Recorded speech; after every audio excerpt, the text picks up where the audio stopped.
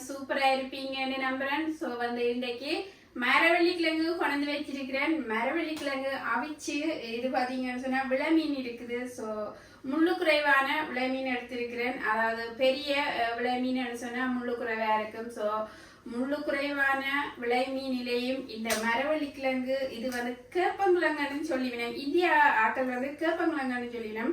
ஸ்ரீலங்காவில நாங்க மரவள்ளி கிழங்கு தான் சொல்லிக்கொள்வோம். ஸோ இதுல வாழை இலை வச்சிருக்கிறேன். ஸோ என்னுடைய வீட்டு வாழை இலை ஸோ இந்த வாழை இலையில சூப்பரா இருக்கக்கூடிய ஒரு அவியல் ஒன்று செய்து காட்ட போறேன். ஸோ இப்ப மரவள்ளி கிழங்கு அவியல் எப்படி செய்யறேன், என்ன மாதிரி செய்யறேன்னு சொல்லி பாக்குறதுக்கு முதல் இந்த சேனல்ல யாராவது புதுசா பாக்குற நீங்களா இருந்தா பெல் ஐக்கானை நீங்க பிரஸ் பண்ணி சப்ஸ்கிரைப் பண்ணி கொடுத்துக்கொள்ளுங்க. அதே மாதிரி உங்களோட ஃப்ரெண்ட்ஸ் அண்ட் ஃபேமிலிக்கு ஷேர் பண்ணி இந்த சேனலுக்கு ஆதரவு கொடுத்துக்கொள்ளுங்க. அதே மாதிரி லைக் பண்ணி கமெண்ட் பண்ணிக்கொள்ளுங்க எப்படி இருக்கு என்ன மாதிரி இருக்குன்னு சொல்லி இந்த ரெசிபி. ஸோ இப்ப காணொலிக்கு போய் பார்த்துக்கொள்வோம் எப்படி இந்த மரவள்ளி கிழங்கு ரெசிபியை நான் உங்களுக்கு செய்து காட்ட போறேன். ஸோ இப்போ பார்த்தீங்கன்னு சொன்னால் மரவள்ளி கிழங்க நான் வெட்டி எடுத்துக்கொள்ள போகிறேன். முதல்ல மரவள்ளி கிழங்க வெட்டி எடுத்துக்கொள்ளுவோம்.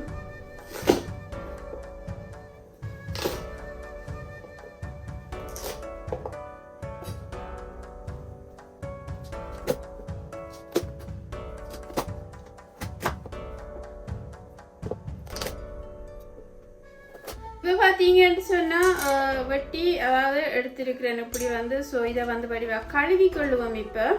இப்போ மரவள்ளி கிழங்கு வடிவாக கழுவி இருக்கிறேன். கழுவிட்டு தண்ணி விட்டு அவிச்சு கொள்ள போகிறேன். தேவையான தண்ணியை விட்டுக்கொள்ளுங்க. உப்பு தேவையான அளவு போட்டுக்கொள்ளுங்க. இப்போ ஃப்ரெஷ் மஞ்சள் வெட்டி வச்சிருக்கிறேன் சின்ன பீஸா, அதை இதுக்கு போட்டுக்கொள்கிறேன். இப்போ இதை மூடி அவிச்சு கொள்ளுவோம். மீனை பொரிச்சு கொள்ளணும். ஸோ அதுக்கு தேவையான பொருட்களை போட்டுக்கொள்ளுவோம். இப்போ பார்த்தீங்கன்னு சொன்னால் மஞ்சள் தூள் போட்டுக்கொள்கிறேன். ஒரு 1/4 டீஸ்பூன் அளவில் போட்டுக்கொள்ளுங்க. 1/4 டீஸ்பூன் அளவில் உப்பு போட்டுக்கொள்கிறேன். சிவப்பு மிளகாய் பவுடர் 2 டீஸ்பூன் அளவில் போட்டுக்கொள்கிறேன். இப்போ வடிவா இப்படி எல்லா இடமும் பிறல்ற மாதிரி இந்த மசாலாவை மிக்ஸ் பண்ணி கொள்ளணும். இப்போ இதை பொரிச்சு கொள்ள போறோம். ஸோ கொஞ்சமா எண்ணெய் விட்டு கொள்ளணும், கணக்கு தேவையில்லை. இப்போ மீன் இருக்குல்ல பொரிக்க போட்டுக்கொள்றேன்.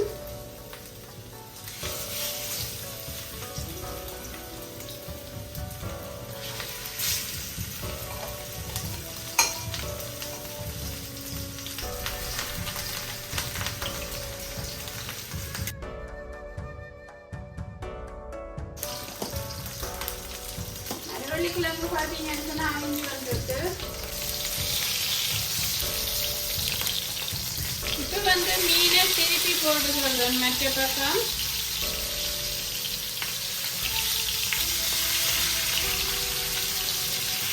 ரெண்டு பக்கம் திருப்பி போட்டு பொரிச்சு கொள்ளணும்.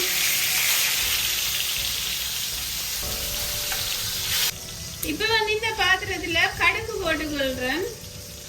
1 டீஸ்பூன் அளவில் கடுகு, சின்ன சீரகம், இது பார்த்தீங்கன்னு சொன்னால் பெருஞ்சீரகம், இது எள்ளு போட்டுக்கொள்கிறேன்.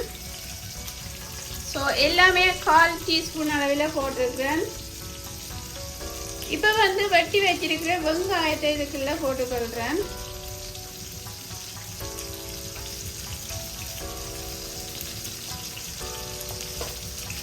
அத்துடன் இந்த உள்ளியும் வெட்டி வச்சிருக்கிறேன்னு பார்த்தீங்கன்னு சொன்னால் இது போட்டுக்கொள்கிறேன். உள்ளி கொஞ்சம் கூட போட்டிங்கன்னு சொன்னால் நல்ல சுவையாக இருக்கும். ஸோ அதனால் ஒரு பூண்டு, அதாவது பெரிய பூண்டு எடுத்து நான் அதை சின்ன சின்ன பீஸாக வெட்டி இதில் போட்டிருக்கிறேன்.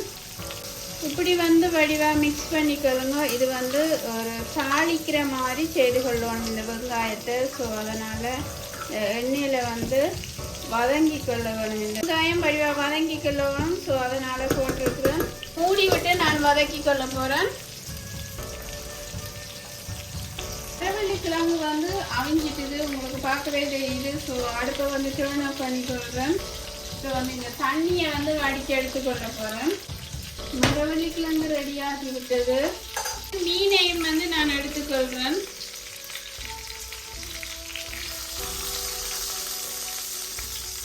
பார்த்தீங்கன்னு சொன்னால் இப்படி வதங்கி வந்திருக்கு. பச்சை மிளகாயையும் போட்டுக்கொள்கிறேன். ஒரு 4 பச்சை மிளகாயும் போட்டு இப்படி வதக்கி கொள்வோம். ஃப்ரெஷ்ஷான மஞ்சள் வச்சிருக்கிறேன். ஸோ அதையும் இதில் போட்டுக்கொள்கிறேன். இது பார்த்தீங்கன்னு சொன்னால் உடைக்கப்பட்ட மிளகாய் தூள் வந்து போட்டுக்கொள்கிறேன். ஸோ சில்லி பிளாக் இல்லைன்னு சொன்னால் உடைக்கப்பட்ட மிளகாய்ன்னு சொல்லுவோம். ஸோ வந்து அதுவும் போட்டுக்கொள்கிறேன். கொஞ்சமாக வந்து மிளகாய் தூள் போட்டுக்கொள்ளுங்க. ஒரு 1/4 டீஸ்பூன் அளவில் கரம் மசாலா பவுடர் போட்டுக்கொள்கிறேன். போட்டு வடிவா இந்த தூள் மணம் போகிறதுக்கு இப்படி வடிவா மிக்ஸ் பண்ணிக்கொள்ளுங்க. அது உப்பு போட்டுக்கொள்கிறேன். கொஞ்சமாக உப்பு போட்டிருக்கிறேன். ஸோ இப்போ உப்பும் போட்டு இப்படி இருக்கு. இப்போ பார்த்தீங்கன்னு சொன்னால் பெப்பரிக்கா பவுடர் வந்து போட்டுக்கொள்கிறேன். கொஞ்சம் கலரை கொடுக்க மாட்டதுக்காக. இது வந்து உரைப்பை கொடுக்காது, ஆனால் கலரை வந்து கொடுக்கும். ஸோ அதனால் இந்த பெப்பரிக்கா பவுடரை வந்து போட்டுக்கொள்கிறேன். இப்போ பார்த்தீங்கன்னு சொன்னால் இது போட்டோன்னா கலர் வந்து சேஞ்ச் ஆகிட்டுது. ஸோ வந்து இப்போ வந்து அடுப்பை வந்து டேர்ன் ஆஃப் பண்ணிக்கொள்ள போகிறேன். கொஞ்சமாக இதுக்கு கருவேப்பிலை போட்டுக்கொள்கிறேன்.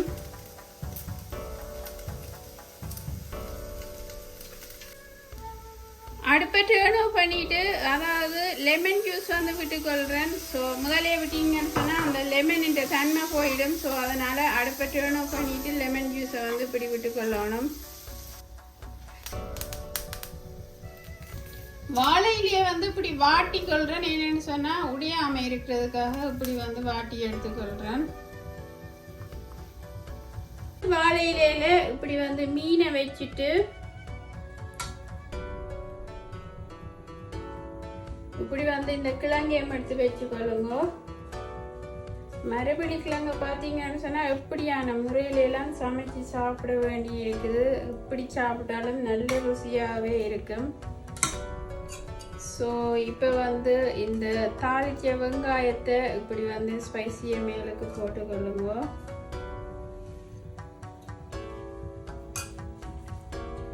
கருவேப்பிலையும் வந்து இதுக்கு மேலே இப்படி வச்சுக்கொள்ளுங்க. சுவையாக இருக்கும், நல்ல ஒரு மணமாக இருக்கும். இப்போ வந்து இப்படி மடித்து கொள்ளணும். வாழையில வாட்டினபடியாக நல்ல சூப்பராக வந்து மடிஞ்சு நிற்கும். இப்படி வந்து இதில் ஒரு நோட் ஒன்று போட்டுக்கொள்ளுங்க.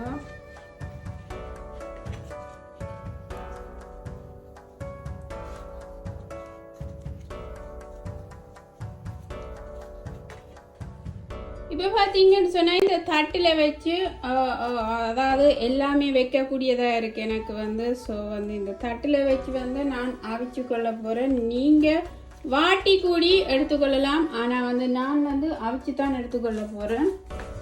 ஸோ இப்போ வந்து கீழுக்கு தண்ணி விட்டுருக்கிறேன். ஸோ இப்படி வந்து தட்டில் வச்சு மூடி வந்து ஒரு 10 மினிட்ஸ் வந்து அவிச்சு கொள்ள போகிறேன். இதை நல்ல ஒரு வாசமாகவும் வரும், அதே நேரம் நல்ல சுவையாகவும் இருக்கும். ஸோ இப்போ பார்ப்போம் 10 மினிட்ஸ் ஆள் எப்படி இருக்குன்னு சொல்லி. இப்போ பார்த்தீங்கன்னு சொன்னால் அவிந்து 10 நிமிடங்கள் ஆகிவிட்டது. ஸோ வந்து இப்போ நான் எடுத்துக்கொள்ள போகிறேன். சுடும் ஆனால் பார்த்து எடுத்துக்கொள்ள வேணும். இப்போ வந்து இந்த மீன், இந்த மரவள்ளி கிழங்கு எல்லாம் சேர்ந்து இந்த இலையில அவியேக்க சூப்பரான ஒரு ஃப்ளேவராக இருக்கும். இந்த நூலை வந்து வெட்டி கொள்ளுவோம்.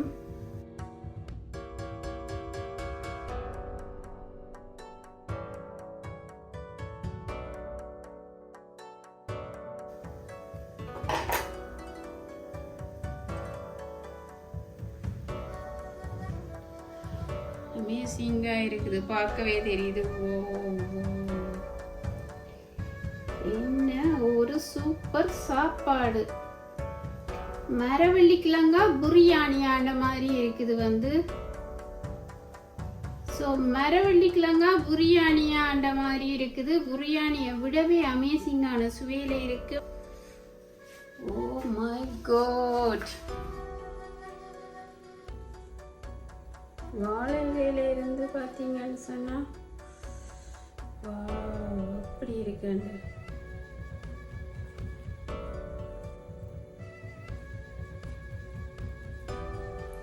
முள்ளு குறைவான மீனில் தான் இது செய்து கொள்ளணும். கொஞ்சம் முள்ளாக இருந்தால் சாப்பிட்ற டிஸ்டர்பாக இருக்கும்.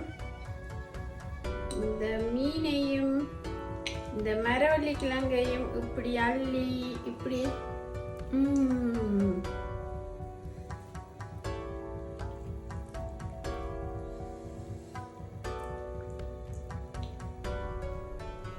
அமேசிங்கான மீன் அவியல் செய்து காட்டியிருக்கிற நல்ல ஒரு கலர்ஃபுல்லாகவும் இருக்கு. மரவள்ளி கிழங்கு இந்த மீனோட சாப்பிட சூப்பரான பிளேவர்ல இருக்கும். கொஞ்சம் வித்தியாசமா இருக்குது. அதாவது வாழையில இந்த பிளேவர் எல்லாம் அந்த மீனிலே இறங்கி இருக்கு. சும்மா சொல்லி வேலையில அப்படி வந்து அமேசிங்கா இருக்குது. ஸோ நீங்களும் வீட்டில் இப்படி வந்து ட்ரை பண்ணி பார்த்து அதே மாதிரி உங்களோட ஃப்ரெண்ட்ஸ் அண்ட் ஃபேமிலிக்கு ஷேர் பண்ணிக்கொள்ளுங்க இந்த காணொலியை. அதே நேரம் கமெண்ட் பாக்ஸுக்கு கமெண்ட் போட்டுக்கொள்ளுங்க எப்படி இருக்கு என்ன மாதிரி இருக்குன்னு சொல்லி லைக் பண்ணிக்கொள்ளுங்க. அதே மாதிரி புதுசாக யாராவது இந்த சேனலை பார்க்குற நீங்களா இருந்தால் பெல் ஐக்கானை டிங்கன்னு ப்ரெஸ் பண்ணி ஒரு சப்ஸ்கிரைப் கொடுத்து ஆதரவு கொடுத்துக்கொள்ளுங்க.